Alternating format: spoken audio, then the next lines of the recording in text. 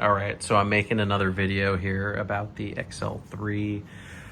This video, I'm talking about the direct outputs and if your console doesn't have them, how you can easily add them. So this section, if you pull up one of your input strips, this section may be bare. There may be nothing there. Like all of the holes in the PCB exist, but it's not populated. So what you would have to do is get all of the resistors and capacitors and trim pots and diodes and integrated circuits and throw those components in the board. And this is all documented pretty thoroughly in the service manual.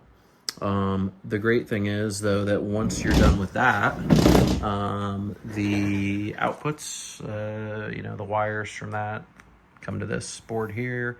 Some of these pins, two of these pins, are the direct output. And on the back of the console, there are these pins right here for the direct output. And you can just wire some cables to those and then run yourself a cable to the back of the desk on the jacks, and voila, you have direct outputs. The other thing for the direct outs worth noting, there's a little jumper you can put in here to either select pre or post fade. So in this instance, all of the direct outputs are post preamp, post insert, and post EQ. And then this jumper would select between, pre-fader and post-fader, and you can just move that jumper to the other spot. In my particular console, everything is pre-fade, so the faders don't affect the direct outs. However, EQ, gain, inserts, all that stuff would be part of the direct out.